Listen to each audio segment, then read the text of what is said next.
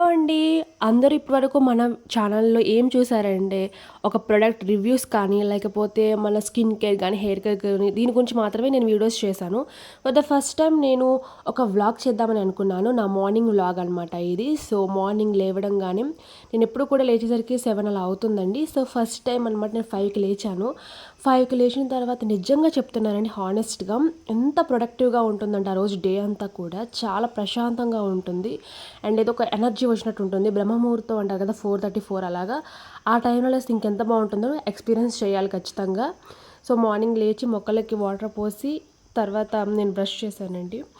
ఎంత చల్లగా ఉంటుందంటే మా సైడు చాలా బావుంటుంది గూడా. నాకు తెలీదు 6 ఇలా ఉంటుందా వాతావరణం అనేసి. నేనెప్పుడూ లేచేసరికి 7, 7:30 అలా అవుతుంది. నాకు ఏంటంటే ఎర్లీ మార్నింగ్ ఎక్కువ నిద్ర పట్టేస్తదనమాట. నైట్ అంతా నేను మెలకువగా ఉన్నా సరే నాకు ఎర్లీ మార్నింగ్ ఎంత మొద్దు నిద్ర పడతదంటే చాలా డీప్ స్లీపు. సో, ఎలాగో మరి లేచాను. ఇంక తర్వాత ఇల్లంతా క్లీన్ చేసుకుంటున్నాను. ఈరోజు పూజ చేయాలండి. అందుకని చెప్పేసి కొంచెం ఎర్లీగానే లేచాను. పూజ కూడా చేయాలి కదా ఎలాగో అని చెప్పేసి. మీరందరూ కూడా ఇలాంటి టైంలో లేస్తారా? నాకు తెలిసి జాయింట్ ఫ్యామిలీలో ఉన్న వాళ్ళు మ్యాక్సిమం ఇలానే లేస్తారనుకుంటా 4కి, 4:30కి అలాగా.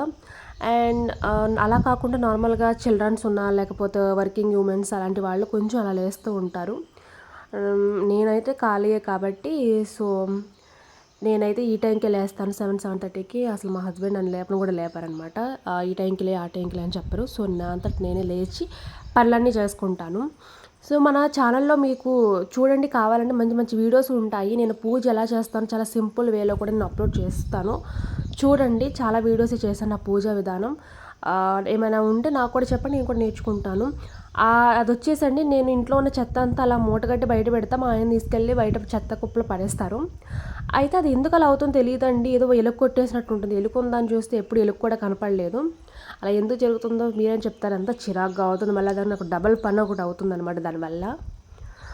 సో, ఈరోజు టిఫిన్ కూడా దోస బ్యాటర్ ప్రిపేర్ చేశాను. దోస పిండి. సో, దోసలెయ్యాలి. మీరు మార్నింగ్ లేవడంగానే ఏం చేస్తారు? ఇల్లంతా క్లీన్ చేసుకుంటా బ్రష్ చేస్తారా? లేకపోతే ఒక్కసారి స్నానం చేస్తారా? నేనైతే స్నానం అయితే మార్నింగ్ చేయనండి. అది కొంచెం నేను చేసేసరికి 10 అలా అవుతుంది. పనంతా అయిన తర్వాత ప్రశాంతంగా స్నానం చేసి ఇంకా నేను రెస్ట్ తీసుకుంటాననమాట. ఎందుకంటే ఫస్ట్ మనం స్నానం చేసేసామనుకో తర్వాత పనులన్నీ చేసేసరికి మళ్ళీ చిరాకు వచ్చేస్తది. అందుకని మీరు కూడా నాకులాగేనా? మార్నింగ్ మనం చాలా డ్రింకులు అనేవి ప్రిపేర్ చేసుకొని తాగుతూ ఉంటాం కదా! మన ఛానల్‌లో కూడా నేను అప్లోడ్ చేశాను. రీసెంట్‌గా నేను వాము, జీలకర్ర, అలాగే సోంపు, ధనియాలు వీటన్నిటిని కొంచెం కొంచెం ఒక పావు స్పూన్ ఏసి అలా వాటర్‌లా కాచి తాగుతున్నానండి నేను, మా హస్బెండు. అలా తాగడం వల్ల చాలా బెనిఫిట్స్ అయితే ఉన్నాయి. నాకైతే కనిపిస్తున్నాయి. ఎవరికైనా గ్యాస్ట్రిక్ ప్రాబ్లమ్స్ ఉన్నా సరే, లేకపోతే ఎక్కువ ఫ్యాట్ అలాంటి వాళ్ళు ఇది యూజ్ చేస్తే చాలా బాగుంటుందండి. మార్నింగ్ ఎలాగో మనం గోరువెచ్చని నీళ్ళు తాగాలి. అందులో ఇది యాడ్ చేసుకోండి. నిజంగా చెప్తున్నానండి. మీకు 1 వీక్‌లో మంచి రిజల్ట్ అనేది వస్తుంది. ప్రశాంతంగా అనిపిస్తుంది. ఫ్రీగా మోషన్ అవుతుందనమాట. ఎలాంటి ప్రాబ్లము ఉండదు. అంతా కూడా యాక్టివ్‌గా ఉంటారు. తప్పకుండా ఒకసారి ట్రై చేయండి.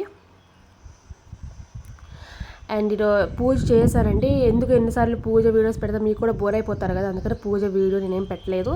ఒకవేళ మీరు నేను చేసే పూజ విధానం చూడాలి అనుకుంటే మన ఛానల్‌లో ఫుల్ వీడియో ఉంది. ఒకసారి వెళ్ళి చెక్ చేసుకోండి.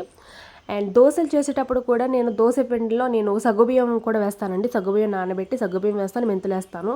చాలా సాఫ్ట్‌గా వస్తది. అలాగే మిగిలిపోయిన అన్నం కూడా కలిపేస్తాననమాట అందులో మిక్స్ చేసి. అలా మొత్తం కలిపితే పొద్దున్నేకి ఎంత బాగా పొంగుతుందో తెలుసా? చాలా బాగా పొంగుతుంది. అలాగే చాలా క్రిస్పీగా మెత్తగా చాలా బాగుంటుందన్నమాట. అలా అతుక్కోవడం అలా ఏముండదు. చూస్తున్నారు కదా దోసలు. అలా చక్కగా నాకు దోస సరిగ్గా రాకపోతే చాలా కోపం వచ్చేస్తుంది. ఎందుకంటే మన ఇష్టంగా తినేదే దోస కదా! అదే సరిగ్గా రాకపోతే ఎలా అనేసి. సో, ఫస్ట్ దోస దేవుడికి కదా అంటే మంచిగా రాదు అని అర్థం. అది అలా తెల్లగా ఉంది బాగుంటుందని మాత్రం అనుకోకండి. బాగుంటుంది. టేస్టీగా కూడా ఉంటుంది. ఒకవేళ దోస మీకు మంచిగా రావాలి అంటే చాలామంది నేను వీడియోస్ చూస్తూ ఉంటానండి. వాళ్ళు దోసలు సరిగ్గా వేయరనమాట. అంటే ఎంత వెడల్పుగా రాదు. ఇది మందంగా వేస్తారు. ఒక షేప్ ఉండదు. ఒక కలర్ ఉండదు. తినాలని ఇంట్రెస్ట్ రాదనమాట. సో, అలాంటి వాళ్ళకి చెప్తున్నాను. మీరు సగ్గుబియ్యం కానీ లేకపోతే ఈ రైస్ కానీ యూజ్ చేయొచ్చు. కొంతమంది అటుకులు యూజ్ చేస్తారండి. అటుకుల కంటే అన్నం యూజ్ చేసినా బాగానే ఉంటుంది. ఎలాగో అన్నం మన దగ్గరే ఉంటుంది కాబట్టి అది వాడండి. మంచి కంటెస్టెంట్లో వేసుకొని చేసుకోండి, చాలా బాగా వస్తాయి దోశలు. నేను పంచదారతో తింటున్నానని ఏమనుకోమాకండి. పంచదార నాకు చాలా ఇష్టం. ఆ రోజు నాకు చట్నీ చేసుకోబుద్ధి కాలేదు. అండ్ ఆఫ్టర్నూన్ ఇంక డ్రెస్ చేంజ్ చేసుకున్నాను. ఈ వేసవి కాలంలో డ్రెస్సులు అంటే వేసుకోబుద్ధి అవ్వట్లేదండి. అలాగా టీ షర్టు ప్యాంటు అలా ఫ్రీగా ఉండాలనిపిస్తుంది. ఆఫ్టర్నూన్ ఒక డ్రింక్ నేను తాగుతున్నాను కదా, సో దాన్ని నేను షార్ట్ వీడియో తీసి పెట్టాను, ఒకసారి వెళ్ళి సో ఇలాగే మీకు వ్లాగ్స్ కావాలి అనుకుంటే కింద కామెంట్ చేయండి వ్లాగ్స్ చేయమని. అండ్ నేను డైలీ వ్లాగ్స్ చేస్తాను. సో మన ఛానల్ ఎవరైనా సబ్స్క్రైబ్ చేసుకోకపోతే please do subscribe to my channel. Bye bye.